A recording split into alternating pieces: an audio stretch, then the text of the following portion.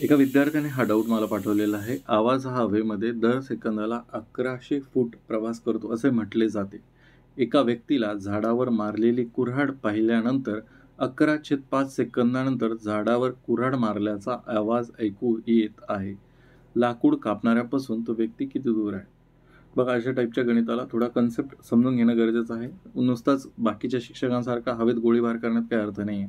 कारण की तुम्हाला एक एक प्रश्न परीक्षेत येणं हे महत्त्वाचं आहे. बघा, आता ह्याच्यामध्ये जे काही गोष्टी समजलेल्या आहे सांगितलेल्या आहेत त्याच्या मी एक उदाहरण देतो, म्हणजे तुम्हाला काही गोष्टी अजून क्लिअर होतील. समजा आपण कुठेतरी जात आहोत आणि तुमच्या समोर काय झालं, मोठा बॉम्बस्फोट झाला एकदम लांब कुठेतरी, किंवा खदानीमध्ये जर तुम्ही लांबून जर बॉम्बस्फोट म्हणजे तो खदान फोडण्याचा जर कार्यक्रम बघितला असेल, तर तुम्ही समजा इथे आहे आणि खदान इथे कुठेतरी आहे. तर पहिले तुम्हाला दिसतं की इथे स्फोट झाला आहे आणि दगडं पडत आहे, इथली दगडं पडत आहे, आणि थोड्या वेळानंतर तुमच्या कानावरती काहीतरी आवाज येतो.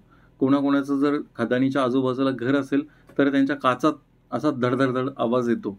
बघा, तुम्हाला जर ते अनुभव नसतील आले तर तुम्हाला एक जनरल अनुभव सगळ्यांनाच येतो. काय तर, हे समजा ढग आहे, ढगातून विजा कडकडतात.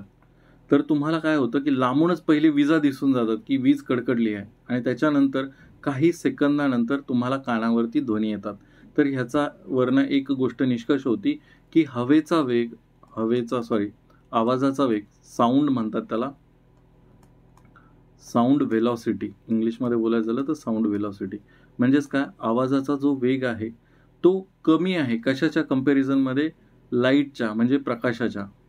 कारण की आपण पहिले बघतो म्हणजे प्रकाशाचा वेग हा जास्त आहे कशापेक्षा? आवाजापेक्षा. मग जे बघण्याची प्रक्रिया होती ती एकदम इन्स्टंट होते आणि त्याच्यानंतर आवाज कानावरती येतो. मग आता ह्याच्यामध्ये समजा, आता ह्याचंच उदाहरण घेऊया प्रॅक्टिकलवाला. समजा इथे कुठेतरी माणूस आहे जो इथे उभा होतो, काहीतरी टाइमपास करत होता. दुसरा एक माणूस या झाडाजवळ, ठीक आहे, या झाडाजवळ इकडे लपून काय करत होता? कुऱ्हाड मारत होता या झाडाजवळच. ठीक आहे, याने कुऱ्हाड मारलेली बघितली त्याने, इथून ह्याला दिसलं कुऱ्हाड मारली, आणि तिथून इथपर्यंत तो कुऱ्हाड मारल्यानंतर त्याला वेळ किती लागला इथून इथपर्यंत कुऱ्हाडीचा आवाज यायला? तर 11/5 सेकंद एवढा वेळ लागला. 11/5 सेकंद एवढा वेळ लागला. मग काय की दिसण्याची प्रक्रिया इन्स्टंट झाली, पण इथपर्यंत आवाज जायला वेळ लागला. मग आता हाला वेळ का लागला? कारण काय आहे, वेग जो आहे कशाचा? तर आवाजाचा. हा जो वेग आहे हा कमी असल्यामुळे, मग हा वेग गुणिला वेळ, जर वेग गुणिला वेळ ही जर कन्सेप्ट तुम्ही घेतलं तर तुम्हाला ह्याच्यामधलं अंतर कळून येईल. ह्याच्यामधलं अंतराचं सूत्र काय असतं? अंतर बरोबर काय असतं? वेग गुणिला वेळ. वेग गुणिला वेळ. मग आता इथं वेग किती आहे? वेग तुम्ही म्हणाल की 1100 फूट आहे. 1100 फूट मराठीतच लिहितो मी, 1100 फूट प्रति सेकंद. ठीक आहे, गुणिला काय आहे? वेळ 11/5 सेकंद. ठीक आहे, मग हा सेकंद कटतो, तर तुम्हाला अंतराचं जे सूत्र आहे 1100 गुणिला 11 छेदामध्ये 5. तुमचं काय उत्तर येणार आहे? याला जर मी भाग दिला, 100 आहे समजा हे, तर इथे 20 येतील, आणि 20 गुणिला 11 म्हणजेच किती? 220 गुणिला 11. मग हा शून्यला शून्य, 11 दुनी 22, 2 11 दुनी 22 आणि 2 24, म्हणजेच किती? 2420 फूट एवढं काय असणार आहे त्या माणसाचं आणि झाडांचं किंवा कुऱ्हाड कापणाऱ्यांपासूनचं अंतर असणार आहे. किती?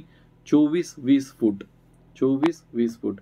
आता ह्याच्याच जागी जर तुम्हाला फक्त काय, जर इथे फुटाचा आवाजाचा फुटमध्ये उत्तर नसतं दिलं आणि सांगितलं पण नसतं की याची स्पीड किती आहे आवाजाची, 1100 फूट हा प्रवास करतो, तर इथे आपण विज्ञानामध्ये शिकलेलो आहे की 340, विज्ञानामध्ये काय शिकलेलं आहे? 340 मीटर प्रति सेकंद. 340 मीटर प्रति सेकंद एवढं काय आहे आवाजाचा वेग आहे, आवाजाचा साऊंड व्हेलॉसिटी आहे, आवाजाची वेग असतो एवढा. ठीक आहे, 340 मीटर प्रति सेकंद. आणि हा समजून घ्यायचा असतो, हा कुठे दिलेला मेन्शन नसतो. इथे दिलेला आहे फुटामध्ये, ऑप्शन पण फुटामध्ये आहे. तुम्हाला जर समजा फक्त एवढंच दिलं असतं की 11/5 सेकंदानंतर आवाज येतो, तर तुम्ही त्याच्यातलं अंतर काढा, तर ते मीटरमध्ये दिलं असतं आणि तुम्हाला ह्या गोष्टी दिल्या नसत्या. कोणत्या? 340 वाल्या. तर ह्या समजून घ्यायच्या असतात, कारण की आपल्याला लहानपणापासून विज्ञानामध्ये तो कन्सेप्ट शिकलेला आहे. तिथे कोणीही समजून सांगणार नाही. चुकूनच एखाद्या वेळेस दिलं तुम्हाला हिंटमध्ये, तर आवाजाचा वेग देतील कंसामध्ये टाकून, किंवा तसंही असंही देऊ शकतात. ठीक आहे. तर जे काही असेल ते असेल. ठीक आहे. तर ह्याचं उत्तर आलं 24-20. जर तुमचे काही गणिताचे प्रश्न असतील तर तुम्ही मला तुमचे प्रश्न बिंदास पाठवू शकता. हा आपला QR कोड आहे टेलिग्राम ग्रुपचा. इथे आपला टेलिग्राम ग्रुपचा डाऊट्स ग्रुप आहे.